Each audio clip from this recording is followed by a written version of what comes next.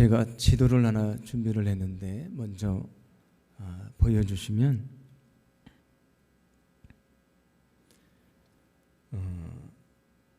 여기 지도를 보시면 저 위에 갈릴리라고 써 있고 그 오른쪽 아래에 보시면 그 호수가 하나 있습니다. 그 호수가 우리가 잘 알고 있는 갈릴리 호수가 되고요. 밑으로 쭉 내려오시면 그 밑에 큰 또 호수가 있는데 사실 저것도 호수인데 우리가 바다라고 그렇게 부릅니다. 사해라고 하는 그 바다가 있고요. 그 두 개의 호수가 연결되어 있는 그 강이 요단강이라는 것입니다. 그래서 이 요단강을 중심으로 해서 왼쪽, 그러니까 서편이 되는데 그 서편을 구약에서는 가나안이라고 얘기를 합니다. 우리가 알고 있는 가나안 땅이라고 하는 것은 그 요단강의 서쪽을 말하는 것이고요. 지금은 거기를 뭐라고 부르냐면 보통 팔레스틴이다 그렇게 부릅니다. 팔레스틴 지역이라고 말하는데 지금의 그 팔레스틴 지역은 크게 세 군데로 나눠집니다. 저기 제일 아래 보시면 유대라고 하는 곳이 있습니다. 유대 지역이 있는데 유대 지역은 이스라엘이 나중에 솔로몬 이후에 남과 북으로 갈라지는데 남한국 유다 지역을 말합니다. 그 위에 보시면 사마리아라고 있습니다. 그 사마리아는 북왕국 지역을 말하는 것인데 그 북왕국의 수도가 사마리아였습니다. 그래서 그 이후에는 북왕국을 사마리아다 그렇게 부르게 되고요. 그 위에 보시면 갈릴리라는 곳이 있습니다. 그 갈릴리라는 곳에서 예수님께서 사역을 시작을 하시게 되는데 원래 성경을 보시면 요셉과 마리아는 저기 갈릴리라고 하는 곳에 있는 나사렛이라는 곳이 있습니다. 지도에 보이시는데 거기 살고 있었는데 호적을 명령을 하게 돼서 유대 지역에 있는 예루살렘 아래쪽에 있는 베들레헴에 와서 호적을 하다가 예수님을 낳게 됩니다. 그런데 헤롯이 2살 이하의 아이들을 죽이라고 명령을 해서 애굽으로 피신을 했다가 원래 요셉과 마리아의 고향인 나사렛에 가서 살게 됩니다. 그래서 예수님은 갈릴리라고 하는 지역에 있는 나사렛이라는 곳에서 성장을 하게 됩니다. 그래서 그 당시 사람들은 보통 사람의 이름을 말할 때에 그 출신지를 붙여서 얘기를 합니다.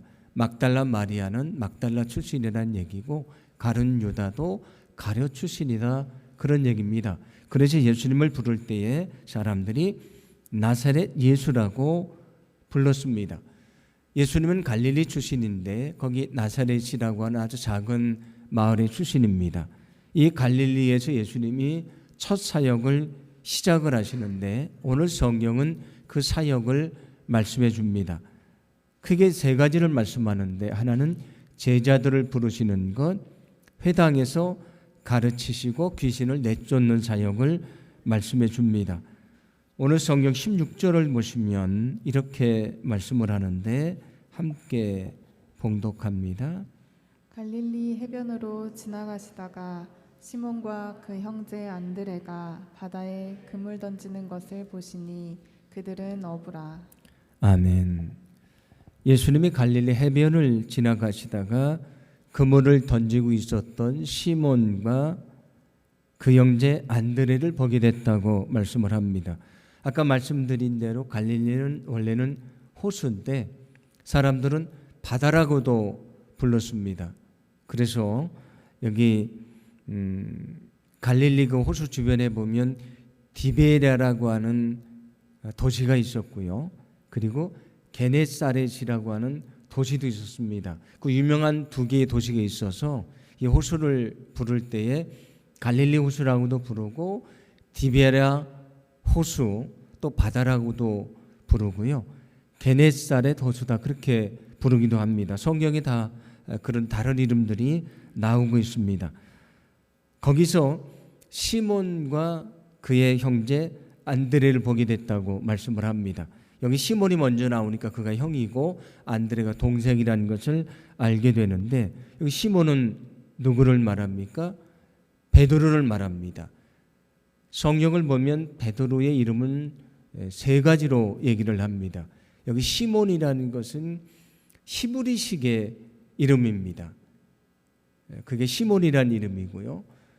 구약 성경에도 그런 이름이 나옵니다. 시므온이라고 표기가 되어 있는데 우리 신약에는 시몬이라고 그렇게 나옵니다. 히브리식 이름이고요. 베드로라는 것은 예수님이 주신 이름인데 반석이란 뜻인데 헬라어입니다. 베드로는 헬라식의 이름이고, 반석이란 똑같은 뜻을 가진 아람어가 있습니다. 그게 게바입니다. 그래서 게바라고 얘기를 하기도 합니다. 예수님이 시몬에게 베드로라는 이름을 붙여줬고요. 그래서 이 시몬은 베드로라는 이름도 갖게 됐고 게바라는 이름도 갖게 됐습니다. 예수님이 베드로와 안드레를 부르실 때에 이렇게 말씀을 합니다. 오늘 17절인데 함께 봉독합니다. 예수께서 이르시되 나를 따라오라. 내가 너희로 사람을 낚는 어부가 되게 하리라 하시니. 아멘. 원래 그 사람들은 고기를 잡는 어부였지 않습니까? 그래서 그들의 언어로 아주 쉽게 영혼을 구원하는 것이 무엇인지를 설명을 하신 말씀입니다. 그들이 그물을 던져서 고기를 얻는 것처럼 내가 너희를 영혼을 구원하는 사명자로 부른다, 그런 말씀입니다. 이렇게 불러주실 때에 그들이 어떻게 반응을 했는가? 오늘 18절인데 함께 봉독합니다. 곧 그물을 버려두고 따르니라. 아멘. 그들이 곧 그물을 버려두고 따랐다고 말씀을 합니다. 그들이 아주 즉각적으로 순종을 했다, 그런 말씀이 됩니다. 또 그들은 어부였기 때문에 그물이 굉장히 중요한 것이지 않습니까? 이게 생계에 있어서 가장 중요한 것인데 그 그물을 버려두고 예수님을 따랐다고 말씀을 합니다.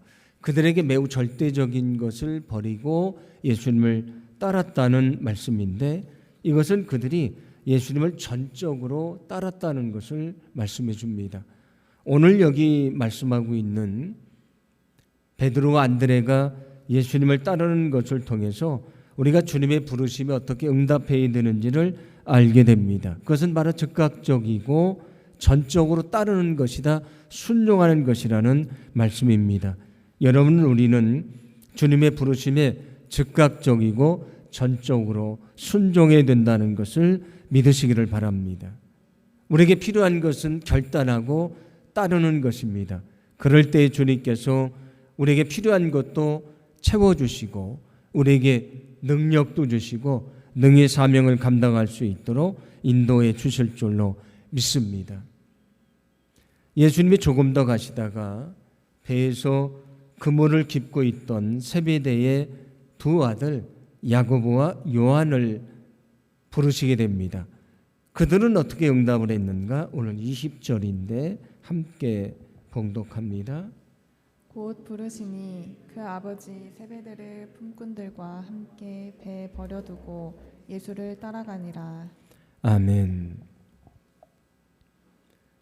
야고보와 요한이 여기 보시면 아버지와 품꾼들과 배를 버려두고 예수님을 따랐다고 말씀을 합니다. 역시 그들도 즉각적이고 또 전적인 순종을 했다라고 말씀해 주십니다.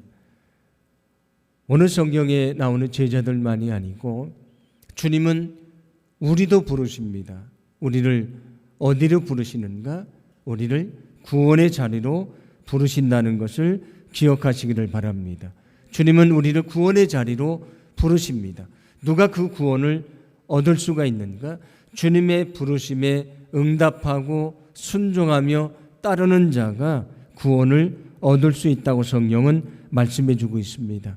그러므로 우리는 주님의 부르심에 구원의 자리로 나와서 그 자리에 엎드려서 우리의 믿음을 고백하고 예수 그리스도를 믿음을 통해 주시는 구원의 은혜를 경험하고 그 구원의 능력을 가지고 우리가 살아가야 될 줄로 믿습니다. 또 우리를 어디로 부르시는가? 우리를 사명의 자리로 부르십니다. 오늘 성경에 나오는 제자들만 부르시는 것이 아니고 우리에게도 사명의 자리로 부르십니다. 우리를 사명의 자리로 부를 때에 오늘 성경에 나오는 제자들처럼 우리가 전적으로 즉각적으로 믿음으로 순종하기를 간절히 소망합니다. 우리에게 필요한 것은 전적으로 순종하는 것인데 우리가 순종할 때에 우리에게 필요한 것을 채워주시고 또 주의 사명을 감당할 수 있도록 인도해 주실 줄로 믿습니다. 또 순종하는 자에게 주시는 축복이 있다는 것을 성경은 말씀해 주는데 마가복음 10장 29절과 30절 말씀입니다. 함께 봉독합니다. 예수께서 이르시되 내가 진실로 너희에게 이르노니 나와 복음을 위하여 집이나 형제나 자매나 어머니나 아버지나 자식이나 전토를 벌인 자는 현세에 있어 집과 형제와 자매와 어머니와 자식과 전토를 100배나 받되 박패를 범하여 받고 내세에 영생을 받지 못할 자가 없느니라. 아멘. 여기 집이나 형제나 자매나 어머니나 아버지나 자식이나 전토를 벌인다는 것은 우리에게 다 중요한 것이지 않습니까? 그런데 그보다도 무엇보다도 주님을 더 소중하게 여긴다, 그런 말씀이 됩니다. 주님을 가장 소중하게 여기고 온전히 주님을 따른다는 말씀입니다. 그럴 때에 어떤 일이 있는가? 오늘 성경은 뭐라고 말씀해 주냐면 현세에 이 땅에서 하나님의 복을 주시는데 100배의 복을 주신다고 말씀을 합니다. 이렇게 순종하는 자에게 주님이 주시는 축복이 있다는 말씀입니다. 그러면서 성경은 이어서 뭐라고 말하냐면 박해를 겸하여 받는다고 말씀을 합니다. 물론 예수님을 따른다는 건 쉽지 않다는 말씀입니다. 박해도 있고 고난도 있을 것인데 그러나 하나님은 순종하는 자에게 이런 놀라운 복을 주실 것이라고 약속해 주십니다. 그리고 이어서 뭐라고 말씀하시냐면 이 세상에서 우리가 얻게 되는 복과는 비교할 수 없는 복을 주시는데 저 천국에서 영생의 복을 주신다고 말씀해 주고 있습니다. 오늘 성경은 주님이 우리를 구원의 자리로 부르실 때에, 우리를 사명의 자리로 부르실 때에 우리가 즉각적이고 전적으로 순종하라고 말씀을 합니다. 그 순종하는 길이 쉽지는 않지만 믿음으로 따라갈 때에 하나님의 축복이 있고요, 우리에게 주어진 저 천국에서 영원한 생명을 얻고 또 주님이 주시는 영광을 얻는 그런 귀한 역사가 있게 될 줄로 믿습니다. 오늘 전적으로 주님을 따랐던 제자들처럼 날마다 우리를 부르시는 주님의 부르심에 응답하고 끝까지 주님의 부르심을 따라 믿음 안에 살아가시는 저와 여러분의 삶이 되기를 간절히 소망합니다. 예수님은 갈릴리 나사렛 출신이라고 말씀을 드렸는데 그 당시 사람들에게 갈릴리는 아주 천하게 생각하는 그런 작은 마을이었습니다. 그래서 성경을 보시면 빌립이라는 사람이 나다나엘에게 찾아가서, 자기 친구 나다나엘에게 찾아가서 내가 구약에서 예언된 나사렛 출신 예수님을 만났다라고 얘기를 합니다. 여기 그 나다나엘이라고 하는 사람은 나중에 예수님의 제자가 됩니다. 그의 또 다른 이름이 있습니다. 바돌로메라고 나오는데 바돌로메가 나다나엘이라는 사람인데 그도 역시 이름이 두 가지였던 것을 알 수 있습니다. 그때 나다나엘이 뭐라고 말하냐면 요한복음 1장 46절인데 함께 봉독합니다. 나다니엘이 빌립에게 나사렛에서 무슨 훌륭한 인물이 나올 수 있겠느냐 하였다. 그래서 빌립은 와서 보아라 하고 대답하였다. 아멘. 나다나엘이 뭐라고 말하냐면 나사렛에서 무슨 훌륭한 인물이 나올 수 있겠느냐, 그 천한 동네에서 어찌 선지자가 날 수 있겠느냐? 구약에서 말씀하셨던 그분이 어떻게 나사렛에서 날 수가 있느냐? 그런 얘기입니다. 그런데 이것은 나다나엘의 생각만이 아니고 보통 그 당시 사람들의 생각입니다. 그렇게 갈릴리를 천하게 여겼다는 것입니다. 예수님은 어디 출신인가? 사람들이 무시하던 갈릴리의 나사렛 출신입니다. 그런 예수님이 제자들을 부르시는데 누구를 부르시는가? 갈릴리 바닷가에서 고기를 잡던 천한 어부들을 부르십니다. 왜 예수님이 좋은 집안 출신이거나 많이 배운 사람이거나 또는 능력이 많은 사람이 아니고 사람들이 무시하던 그물을 던지며 고기를 잡던 천한 사람들을 부르셨던 것인가? 만약에 스스로 능력이 있다는 사람들을 불렀다면 그들은 어린아이 같은 마음으로 주님의 말씀을 받아들이지 않았을 것이기 때문입니다. 그들은 연약하기 때문에 주님의 말씀에 귀를 기울였고요. 그 말씀을 듣기 시작을 합니다. 그들이 큰 역사를 이루는데 만약에 스스로 능력이 있다고 생각을 하면 그 모든 것이 자신들의 능력으로 이룬 것으로 생각을 했을 것입니다. 그래서 주님에게 능력을 돌리는 것이 아니고 자신들을 자랑하게 될 것이기 때문입니다. 주님은 연약한 자를 불러서 위대하게 사용하신다는 것을 믿으시기를 바랍니다. 주님은 연약한 자들을 부르셔서 위대하게 사용하십니다. 이것이 주님이 사람들을 부르시고 쓰시는 방법입니다. 주님은 능력 있는 사람을 선택해서 쓰시는 것이 아니고 자기의 연약함을 인정하고 겸손히 주님을 의지하는 자를 부르셔서 사용하신다는 말씀입니다. 고린도전서 1장 29절을 보시면 고린도 교인들에 대해서 이렇게 말씀을 하는데 왜 연약한 자들을 부르셨는가? 미련하고 약하고 천하고 멸시받고 하찮은 사람들을 왜 부르셨는가? 고린도전서 1장 29절은 이렇게 말씀을 합니다. 함께 봉독합니다. 이는 아무 육체도 하나님 앞에서 자랑하지 못하게 하려 하심이라. 아멘. 이렇게 연약한 사람들을 부르신 이유는 아무도 하나님 앞에서 자신을 자랑하지 못하게 하려 함이라고 말씀을 합니다. 자기가 능력이 있다고 생각을 하면 자신들이 이루는 역사에 대해서 자기의 능력이라고 자랑할 것이지 않습니까? 그런데 자신의 연약한 것을 인정하는 사람은 하나님을 찬양하고요. 하나님에게 영광을 돌리게 되는 것입니다. 연약한 자를 부르셔서 위대하게 사용하시는 것이 하나님의 방법입니다. 오늘 주님은 연약한 자를 부르십니다. 연약한 자들에게 능력을 주시고 그들이 응답할 때에 위대하게 사용해 주셨습니다. 지금도 주님은 우리를 부르고 계십니다. 우리가 어떤 모습을 가지고 있든지 우리가 주님의 부르심에 응답할 때에 우리를 위대하게 사용하시는 하나님의 귀한 역사를 보여주실 줄로 믿습니다. 저도 몇 년간 연약한 가운데 있는데 제가 하나님에게 질문을 던져본 적이 있습니다. 제가 더 힘있고 건강하고 능력이 있어야 하나님의 일을 하는 것인데 왜 저를 이렇게 연약하게 하셨습니까?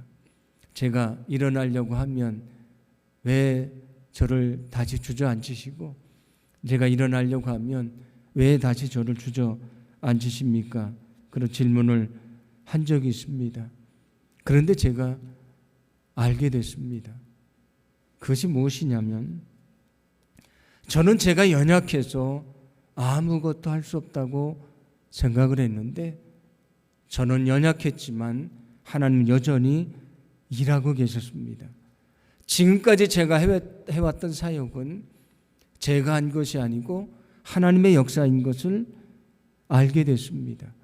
그리고 제가 연약해서 아무것도 할 수 없다고 생각했는데 하나님은 연약한 저를 들어서 일하시는 것을 보게 됐습니다. 힘이 있을 때만, 건강할 때만 사용하시는 것이 아니고요. 연약할 때, 힘이 없을 때도 들어서 사용을 하십니다. 그것이 하나님이 우리를 사용하시는 방법이란 말씀입니다. 우리가 어떤 모습을 가지고 있든지 우리가 주님 앞에 응답할 때에 우리를 들어 사용하시는 하나님의 위대한 역사를 보게 될 줄로 믿습니다. 오늘 21절 말씀 보시면 예수님이 안식일에 회당에서 말씀을 전하시는 것에 대해서 말씀을 하는데 오늘 22절 보시면 이렇게 말씀을 합니다. 함께 봉독합니다. 무 사람이 그의 교훈에 놀라니 이는 그가 가르치시는 것이 권위 있는 자와 같고 서기관들과 같지 아니함일러라. 아멘. 사람들이 예수님의 가르침에 놀랐다고 말씀을 합니다. 그 가르침이 다른 지도자들과 다르게 아주 영적인 권위가 있었기 때문이다 말씀을 합니다. 사람들이 그 가르침을 받고 놀랐다고 말씀을 하고요. 27절 말씀 보시면 그 가르침을 들으면서 사람들은 새로운 교훈이다 그렇게 얘기를 했다고 성경은 말씀해 줍니다. 그런데 오늘 말씀을 보시면 사람들만 놀란 것이 아닙니다. 오늘 23절과 24절 보시면 이렇게 말씀을 합니다. 함께 봉독합니다.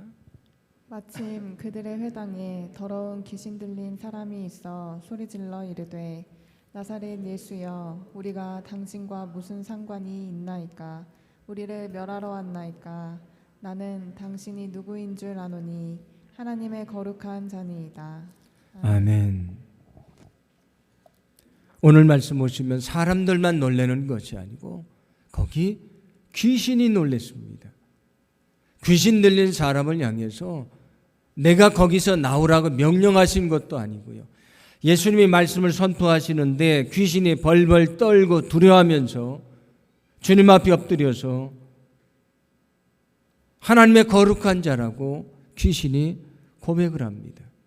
사람들만 놀란 것이 아니고 귀신도 놀랐다고 성경은 말씀해 줍니다. 예수님의 말씀을 듣고 놀랐다는 것은 무엇을 말씀해 주냐면 그 말씀 가운데 하나님의 권위가 있었고요. 능력이 있었다는 말씀입니다. 사람들만이 아니고 귀신도 주님 앞에 엎드리고 복종할 수밖에 없는 그런 권위 있는 말씀, 능력 있는 말씀이다. 그런 얘기입니다. 그래서 예수님이 그 귀신을 향해서 나오라고 할 때에 그 귀신이 나오는 것을 성경은 말씀해 줍니다. 여러분, 예수님은 능력의 하나님의 아들이시고 그 말씀 가운데 놀라운 능력이 있다는 것을 믿으시기를 바랍니다. 예수님의 말씀에 놀라운 능력이 있습니다. 그래서 예수님은 말씀으로 풍랑을 잔잔하게 하십니다. 말씀으로 병자를 고치시고요. 기적을 행하십니다. 죽은 나사로를 향해서 나사로에 나오너라 말씀하시고 그를 살리시고요. 죽은 소녀를 향해서 달리다금 소녀 일어나라 말씀하시고 그를 살려주십니다. 예수님의 말씀에는 능력이 있습니다. 이 성경이 무엇이라고 말씀을 드렸습니까? 구약과 신약인데 구약은 예수님에 대한 예언의 말씀이고 신약은 그 성취에 대한 말씀입니다. 성경은 예수님에 대한 말씀입니다. 제가 지난주에 말씀드렸던 것처럼 요한복음을 보면 예수님은 말씀 그 자체라고 말씀해 줍니다. 태초부터 계신 말씀이고 그 말씀이 육신에 머물리고 이 땅에 오셨다고 말씀을 합니다. 말씀이신 예수님의 말씀에는 능력이 있습니다. 누구에게 그 능력이 나타나는가? 그 말씀을 듣는 사람이고 말씀에 응답하는 사람입니다. 그 말씀에 순종하는 사람입니다. 우리가 주님의 말씀을 듣고 말씀에 응답하고 순종할 때에 그 말씀의 능력이 우리 안에 나타나게 될 줄로 믿습니다. 그러므로 늘 우리가 주님의 말씀 앞에 엎드리고 말씀을 나를 향한 말씀으로 받아들이고 늘 그 말씀에 순종하며 믿음 안에 살기를 간절히 소망합니다. 그때 그 말씀의 능력이 우리 안에 나타나는 하나님의 역사를 보게 될 줄로 믿습니다. 주님이 우리를 사명자로 부르십니다. 구원의 자리로 부르십니다. 누구든지 응답할 때에 구원이 있고요. 누구든지 응답할 때에 주의 사명자로 살아갈 수가 있는 것입니다. 늘 주님이 우리를 부르시는 그 부르심의 말씀에 귀를 기울이고 그 부르심에 응답하고 끝까지 말씀에 순종하며 믿음 안에 살기를 소망합니다. 우리가 순종함으로 하나님의 능력을 경험하고요. 하나님의 역사를 체험할 수 있도록 인도해 주실 줄로 믿습니다. 오늘 말씀을 기억하면서 우리가 기도하기를 원합니다. 기도할 때에